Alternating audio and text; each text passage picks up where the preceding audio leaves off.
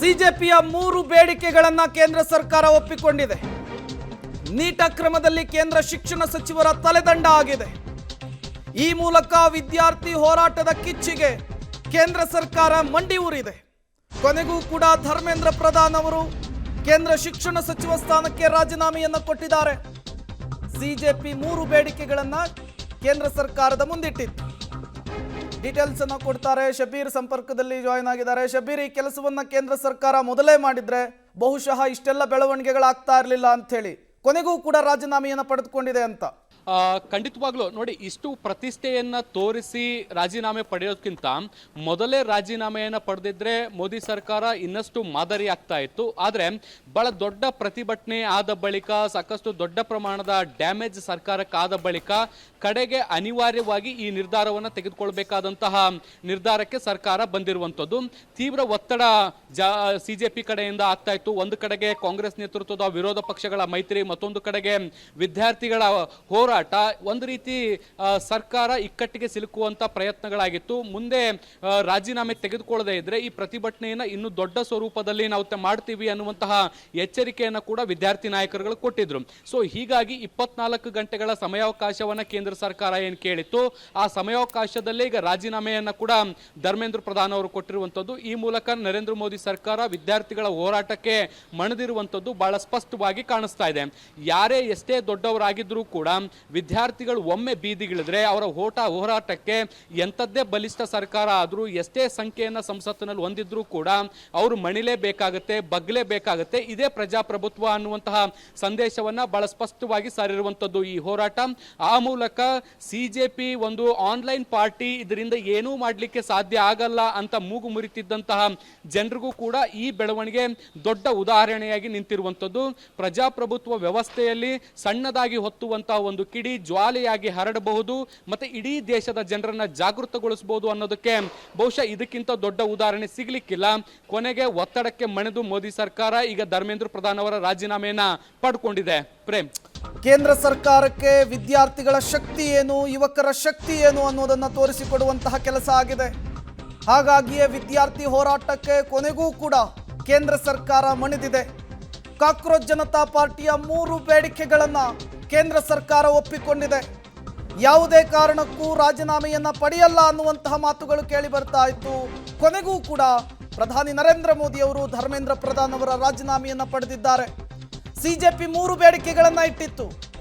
ಮೃತ ವಿದ್ಯಾರ್ಥಿಗಳ ಕುಟುಂಬಸ್ಥರಿಗೆ 1 ಕೋಟಿ ರೂಪಾಯಿ ಪರಿಹಾರ, ವಿದ್ಯಾರ್ಥಿಗಳ ವಿರುದ್ಧ ದಾಖಲಾದಂತಹ FIR ಅನ್ನ ಹಿಂದೆ ತೆಗೆದುಕೊಳ್ಳೋದು, ಜೊತೆಗೆ ಧರ್ಮೇಂದ್ರ ಪ್ರಧಾನ್ ಅವರ ರಾಜೀನಾಮೆಯನ್ನು ಪಡೆದ್ರೆ ಮಾತ್ರ ಈ ಹೋರಾಟದಿಂದ ನಾವು ಹಿಂದೆ ಸರಿತೇವೆ ಅಂತ ಹೇಳಿ ಸಿಜೆಪಿಯ ಅಷ್ಟೂ ಬೇಡಿಕೆಗಳನ್ನ ಕೇಂದ್ರ ಸರ್ಕಾರ ಒಪ್ಪಿಕೊಂಡಿದೆ. ಈಗ ನೀಟ್ ಅಕ್ರಮದಲ್ಲಿ ಕೇಂದ್ರ ಶಿಕ್ಷಣ ಸಚಿವರ ತಲೆದಂಡ ಆಗಿದೆ. ಕಳೆದ 1 ತಿಂಗಳಿನಿಂದ ನಡೆಸ್ತಾ ಇದ್ದಂತಹ ಹೋರಾಟ ಇದು. ಜಂತರ್ ಮಂತರ್ನಲ್ಲಿ ನಡೀತಾ ಇದ್ದಂತಹ ಹೋರಾಟ ದಿನದಿಂದ ದಿನಕ್ಕೆ ತೀವ್ರ ಸ್ವರೂಪವನ್ನು ಪಡೆದುಕೊಳ್ತಾ ಇತ್ತು. ಈಗ ಧರ್ಮೇಂದ್ರ ಪ್ರಧಾನ್ ಅವರ ತಲೆದಂಡವಾಗಿದೆ. ಕೇಂದ್ರ ಶಿಕ್ಷಣ ಸಚಿವ ಸ್ಥಾನಕ್ಕೆ ರಾಜೀನಾಮೆಯನ್ನು ಕೊಟ್ಟಿದ್ದಾರೆ. ಪ್ರಶ್ನೆ ಪತ್ರಿಕೆ ಸೋರಿಕೆ, ನೈತಿಕ ಹೊಣೆ ಹೊತ್ತು ರಾಜೀನಾಮೆ ಸಲ್ಲಿಕೆ. 4 ದಶಕಗಳಿಂದ ವಿದ್ಯಾರ್ಥಿಗಳು, ಶಿಕ್ಷಕರು ಶಿಕ್ಷಣ ಸುಧಾರಣೆಗೆ ಕೆಲಸ ಮಾಡಿದ್ದಾರೆ. ಕೇಂದ್ರ ಶಿಕ್ಷಣ ಸಚಿವ ಧರ್ಮೇಂದ್ರ ಪ್ರಧಾನ್ ಅವರು ರಾಜೀನಾಮೆಯನ್ನು ಕೊಟ್ಟಿರುವಂತಹದ್ದು.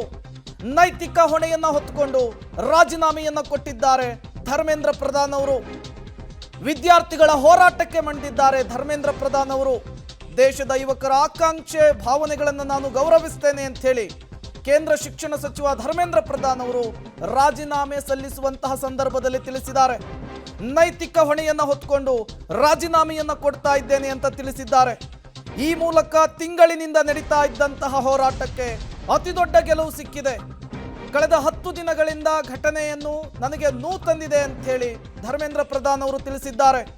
ಕೇಂದ್ರ ಶಿಕ್ಷಣ ಸಚಿವ ಧರ್ಮೇಂದ್ರ ಪ್ರಧಾನ್ ಈಗ ರಾಜೀನಾಮೆಯನ್ನ ಸಲ್ಲಿಸಿರುವಂತಹದ್ದು. ಪ್ರಶ್ನೆ ಪತ್ರಿಕೆ ಸೋರಿಕೆಯ ನೈತಿಕ ಹೊಣೆಯನ್ನ ಹೊತ್ತು ರಾಜೀನಾಮೆಯನ್ನ ಕೊಟ್ಟಿದ್ದಾರೆ ಧರ್ಮೇಂದ್ರ ಪ್ರಧಾನ್ ಅವರು. ಈ ಮೂಲಕ ಕಾಕ್ರೋಚ್ ಜನತಾ ಪಾರ್ಟಿಗೆ ಮೊದಲ ಗೆಲುವಾಗಿದೆ.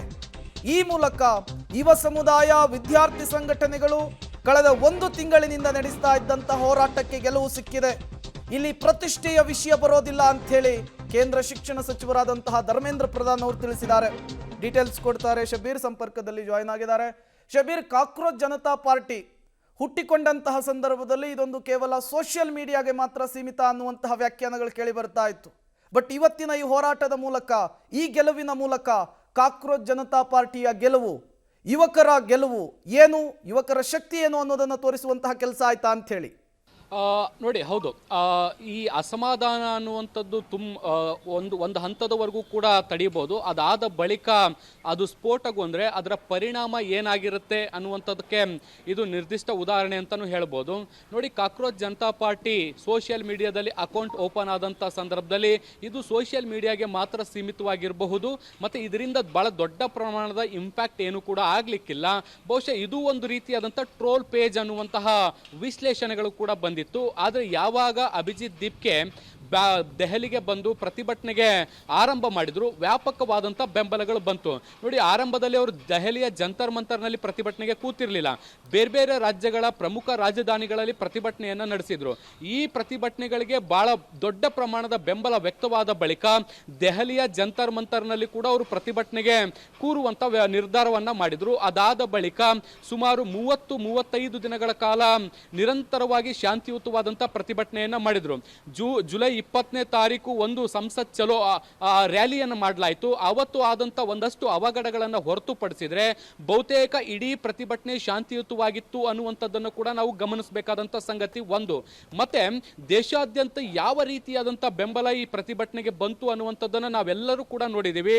ದೇಶದ ಮೂಲೆ ಮೂಲೆಯಿಂದಲೂ ಕೂಡ, ಪ್ರತಿ ರಾಜ್ಯದಿಂದಲೂ ಕೂಡ ಈ ಪ್ರತಿಭಟನೆಯಲ್ಲಿ ಭಾಗಿಯಾಗಲಿಕ್ಕೆ ವಿದ್ಯಾರ್ಥಿಗಳು, ವಿದ್ಯಾರ್ಥಿ ಸಂಘಟನೆಗಳು, ಪೋಷಕರು, ಎಲ್ಲ ವರ್ಗದ ಜನರು ಕೂಡ ಬಂದು ಈ ಪ್ರತಿಭಟನೆಯನ್ನು ಬೆಂಬಲಿಸಿದ್ರು. ಆರ್ಥಿಕವಾಗಿ, ನೈತಿಕವಾಗಿ ಎಲ್ಲ ಹಂತದಲ್ಲೂ ಕೂಡ ನಿಂತ್ಕೊಂಡು ಬೆಂಬಲವನ್ನು ಕೊಟ್ಟರು. ಅದರ ಪರಿಣಾಮ ಇವತ್ತು ರಾಜೀನಾಮೆ ಕೊಡಬೇಕಾದಂಥ ಅನಿವಾರ್ಯತೆ, ಸಂದಿಗ್ಧ ಪರಿಸ್ಥಿತಿಗೆ ಕೂಡ ಬಂದಿತ್ತು.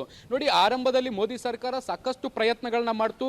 ರಾಜೀನಾಮೆ ಇಲ್ಲದೆ ಪ್ರತಿಭಟನೆಯನ್ನ ಮನವೊಲಿಸಬೇಕು, ಪ್ರತಿಭಟನಾಕಾರರನ್ನ ಮನವೊಲಿಸಬೇಕು, ಅವರ ವಿಶ್ವಾಸಕ್ಕೆ ತೆಗೆದುಕೊಂಡು ಒಂದಷ್ಟು ರಿಫಾರ್ಮ್ ಅನ್ನ ಮಾಡೋ ಮೂಲಕ ಪ್ರತಿಭಟನೆಯನ್ನ ತಣ್ಣಗೆ ಮಾಡಬೇಕು ಅನ್ನುವಂತಹ ಪ್ರಯತ್ನಗಳನ್ನ ಪಟ್ಟಿದ್ರು. ಆದ್ರೆ ಅದು ಸಾಧ್ಯವಾಗಿಲ್ಲ. ನೋಡಿ, NTA-ದಲ್ಲಿರುವಂತಹ 47 ಅಧಿಕಾರಿಗಳನ್ನ ನಿನ್ನೆ ಸಸ್ಪೆಂಡ್ ಮಾಡಿದ್ರು. ಹೊಸ ಬಿಲ್ ಅನ್ನ ಸೋಮವಾರ ನಾವು ಪಾರ್ಲಿಮೆಂಟ್ ನಲ್ಲಿ ತರ್ತೀವಿ ಅಂತ ಹೇಳಿದ್ರು. ಫಾಸ್ಟ್ ಟ್ರ್ಯಾಕ್ ಕೋರ್ಟ್ ಅನ್ನ ಮಾಡ್ತೀವಿ ಅಂದ್ರು.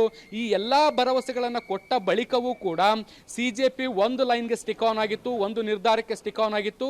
ಆ ನಿರ್ಧಾರ ಏನು ಅಂದ್ರೆ ಶಿಕ್ಷಣ ಮಂತ್ರಿಗಳ ರಾಜೀನಾಮೆ ಆಗಲೇಬೇಕು ಅನ್ನುವಂಥದ್ದು. ಇದರ ಜೊತೆಗೆ ವಿರೋಧ ಪಕ್ಷಗಳು ಕೂಡ ಎಲ್ಲರೂ ಕೂಡ ಒಗ್ಗಟ್ಟಾಗಿ ಸಂಸತ್ನ ಒಳಗೆ ಹೊರಗೆ ಪ್ರತಿಭಟನೆಗೆ ಕೂತಂತ ಪರಿಣಾಮ ಸರ್ಕಾರ ಅನಿವಾರ್ಯವಾಗಿ ಬಗ್ಗಲೇಬೇಕಾದಂತ ಅನಿವಾರ್ಯತೆ ಬಂತು. ನಿನ್ನೆ ಕೂಡ CJPಯ ಪ್ರತಿನಿಧಿಗಳನ್ನ ಭೇಟಿ ಮಾಡಿದಂತ ಸಂದರ್ಭದಲ್ಲೂ ಕೂಡ ಬಹಳ ಸ್ಪಷ್ಟವಾಗಿ ಒನ್ ಲೈನ್ ಡಿಸಿಷನ್ ಅನ್ನ ಹೇಳಲಾಗಿತ್ತು. ಬೇರೆ ಯಾವುದಾದ್ರೂ ಕಂಡೀಷನ್ಸ್ಗಳು ಫಾಲೋ ಆಗದಿದ್ರೂ ಪರವಾಗಿಲ್ಲ, ಆದರೆ ರಾಜೀನಾಮೆಯನ್ನು ನೀವು ಪಡಿಲೇಬೇಕು ಅನ್ನುವಂಥ ಒತ್ತಡವನ್ನು ಹಾಕುವಂಥ ಕೆಲಸ ಮಾಡಲಾಗಿತ್ತು. ಸೊ ಇವತ್ತು ಏನಾದರೂ ರಾಜೀನಾಮೆ ಪಡೆದೇ ಇದ್ದಿದ್ರೆ ನಾಳೆಯಿಂದ ಪ್ರತಿಭಟನೆ ಮತ್ತೊಂದು ಸ್ವರೂಪಕ್ಕೆ ಹೋಗ್ತಾ ಇತ್ತು. ಅದು ಯಾವ ಹಂತಕ್ಕೂ ಕೂಡ ತಲುಪಬಹುದಾದಂಥ ಸಾಧ್ಯತೆಗಳು ಕೂಡ ಇತ್ತು. ಮತ್ತೆ ವಿದ್ಯಾರ್ಥಿಗಳ ಒಳಗಿನ ಆಕ್ರೋಶ ಇನ್ನಷ್ಟು ಹೆಚ್ಚಾಗಬಹುದಾದಂಥ ಸಾಧ್ಯತೆಗಳಿತ್ತು. ಸೊ ಹೀಗಾಗಿ ಈ ಪ್ರತಿಭಟನೆಗೆ ಮಣಿದಿರುವಂಥ ಸರ್ಕಾರ ಈಗ ರಾಜೀನಾಮೆಯನ್ನ ತೆಗೆದುಕೊಳ್ಳಲಿಕ್ಕೆ ತೀರ್ಮಾನ ಮಾಡಿರುವಂಥದ್ದು. 2 ಪುಟಗಳ ರಾಜೀನಾಮೆ ಪತ್ರವನ್ನ ಪ್ರಧಾನಿ ನರೇಂದ್ರ ಮೋದಿ ಅವರಿಗೆ ಧರ್ಮೇಂದ್ರ ಪ್ರಧಾನ್ ಅವರು ಕೂಡ ಕಳಿಸ್ಕೊಟ್ಟಿದ್ದಾರೆ. ಕಳೆದ ಕೆಲವು ದಿನಗಳಿಂದ ಆಗ್ತಿರುವಂತಹ ಬೆಳವಣಿಗೆಯಿಂದ ನಾನು ತೀವ್ರವಾಗಿ ನೊಂದಿದ್ದೇನೆ. ಶಿಕ್ಷಣ ವಲಯದಲ್ಲಿ ಬಹಳಷ್ಟು ಬದಲಾವಣೆ ತರುವಂತ ನಿಟ್ಟಿನಲ್ಲಿ ಸಾಕಷ್ಟು ಕ್ರಮಗಳನ್ನು ತೆಗೆದುಕೊಂಡಿದ್ದೇನೆ. ಮತ್ತೆ ಕ್ವಶನ್ ಪೇಪರ್ ಲೀಕ್ ಆದಂತಹ ಸಂದರ್ಭದಲ್ಲೂ ಕೂಡ ಸರ್ಕಾರ ತ್ವರಿತವಾಗಿ ಪರಿಹಾರ ಕ್ರಮಗಳನ್ನು ಕೂಡ ತೆಗೆದುಕೊಳ್ತು. ಮತ್ತೆ ರೀ ಎಕ್ಸಾಮ್ ಅನ್ನ ಮಾಡಿ ರಿಸಲ್ಟ್ ಅನ್ನು ಕೂಡ ಕೊಟ್ಟಿತ್ತು. ಆದಾಗ್ಯೂ ಕೂಡ ಒಂದಷ್ಟು ವ್ಯವಸ್ಥೆಯಲ್ಲಿ ಬದಲಾವಣೆ ಮಾಡಬೇಕಾದಂತ ಅನಿವಾರ್ಯತೆ ಇತ್ತು. ಆದ್ರೆ ವಿದ್ಯಾರ್ಥಿಗಳ ಆಕ್ರೋಶ ಮತ್ತೆ ಅವರ ಭಾವನೆಗಳಿಗೆ ಬೆಲೆಯನ್ನ ಕೊಡಬೇಕಾಗಿರುವಂತದ್ದು ಒಂದು. ಜೊತೆಗೆ ಈ ಪ್ರತಿಭಟನೆಯನ್ನ ದುರ್ಬಳಕೆ ಮಾಡಿಕೊಂಡು ಇದನ್ನ ಬೇರೆ ರೀತಿಯಲ್ಲಿ ತೆಗೆದುಕೊಂಡು ಹೋಗುವಂತಹ ಷಡ್ಯಂತ್ರಗಳು ಕೂಡ ನಡೀತಾ ಇದ್ದಾವೆ. ದೇಶದ ಯುವಶಕ್ತಿ ದಾರಿ ತಪ್ಪಬಾರದು ಅನ್ನುವಂತಹ ಕಾರಣಕ್ಕಾಗಿ ನಾನು ರಾಜೀನಾಮೆ ಕೊಡ್ತಾ ಇದ್ದೀನಿ ಅನ್ನುವಂತಹ ಮಾಹಿತಿಯನ್ನ ಧರ್ಮೇಂದ್ರ ಪ್ರಧಾನ್ ತಮ್ಮ ಪತ್ರದಲ್ಲಿ ಉಲ್ಲೇಖಿಸಿದ್ದಾರೆ. ಪ್ರೇಮ್.